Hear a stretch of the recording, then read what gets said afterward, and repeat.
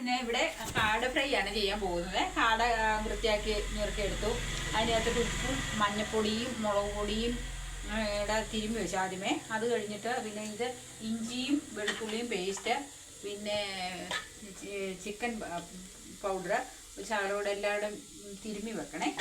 തിരുമ്മി വെച്ച് കഴിഞ്ഞിട്ട് കുറച്ച് നേരം വെക്കണം. എന്താണെന്ന് വെച്ച് കഴിഞ്ഞിട്ടുണ്ടെങ്കിൽ കഷ്ണത്തിലേക്ക് ഈ അരപ്പെല്ലാം കൂടെ ഒന്ന് പിടിക്കാൻ വേണ്ടി ഇത് തിരുമ്മി അങ്ങ് വെച്ചിട്ട് നമ്മൾ ഒരു കുറേ നേരം വെക്കുവാണെങ്കിൽ അത്രയും നല്ലത്. കാരണം ഇതൊന്ന് പിടിച്ച് വരണ്ടേ. എന്നിട്ട് നമ്മൾ ചട്ടി അടുപ്പ് വെച്ചിട്ട് എണ്ണ ഒഴിക്കണം. എണ്ണ ഒഴിച്ചിട്ട് ഒരു ഏതെല്ലാം കരിയാപ്പില ഫുള്ളായിട്ട് അങ്ങ് ഇടുവാണെങ്കിൽ അടിയിൽ ഒരു സാധനം വറക്കുന്നതിൻ്റെ അടിയിൽ കരിയാപ്പില അങ്ങ് ഫുള്ളായിട്ട് ഒരു തണ്ടോടുകൂടി ഇടുവാണെങ്കിൽ ഇത് ഒരു സാധനം ചട്ടിയെ പിടിക്കത്തില്ല.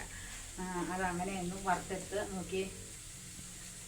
ഇന്ന് ഇവിടെ കാട ഫ്രൈ ആണ് ചെയ്യാൻ പോകുന്നത്. കാട വൃത്തിയാക്കി ഞുറുക്കിയെടുത്തു. അതിനകത്ത് ഉപ്പും മഞ്ഞപ്പൊടിയും മുളക് പൊടിയും തിരുമ്മി വെച്ചു ആദ്യമേ. അത് കഴിഞ്ഞിട്ട് പിന്നെ ഇത് ഇഞ്ചിയും വെളുത്തുള്ളിയും പേസ്റ്റ്, പിന്നെ ചിക്കൻ പൗഡർ ശകലോടെ എല്ലാവരും തിരുമ്മി വെക്കണേ.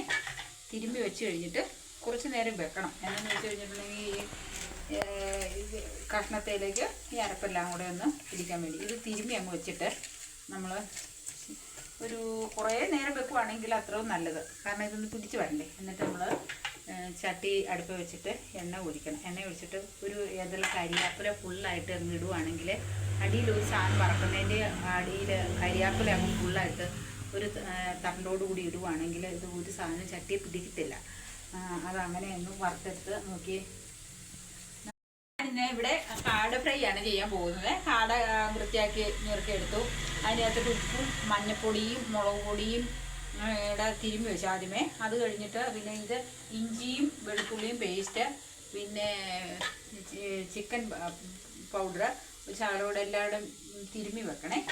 തിരുമ്മി വെച്ച് കഴിഞ്ഞിട്ട് കുറച്ച് നേരം വെക്കണം. എന്താണെന്ന് വെച്ച് കഴിഞ്ഞിട്ടുണ്ടെങ്കിൽ കഷ്ണത്തിലേക്ക് ഈ അരപ്പെല്ലാം കൂടെ ഒന്ന് പിടിക്കാൻ വേണ്ടി ഇത് തിരുമ്മി അങ്ങ് വെച്ചിട്ട് നമ്മൾ ഒരു കുറേ നേരം വെക്കുവാണെങ്കിൽ അത്രയും നല്ലത്. കാരണം ഇതൊന്ന് പിടിച്ച് വരണ്ടേ. എന്നിട്ട് നമ്മൾ ചട്ടി അടുപ്പ് വെച്ചിട്ട് എണ്ണ ഒഴിക്കണം. എണ്ണ ഒഴിച്ചിട്ട് ഒരു ഏതെല്ലാം കരിയാപ്പില ഫുള്ളായിട്ട് അങ്ങ് ഇടുവാണെങ്കിൽ അടിയിൽ ഒരു സാധനം വറക്കുന്നതിൻ്റെ അടിയിൽ കരിയാപ്പില അങ്ങ് ഫുള്ളായിട്ട് ഒരു തണ്ടോടുകൂടി ഇടുവാണെങ്കിൽ ഇത് ഒരു സാധനം ചട്ടിയെ പിടിക്കത്തില്ല. അതങ്ങനെ ഒന്ന് വറുത്തെടുത്ത് നോക്കി.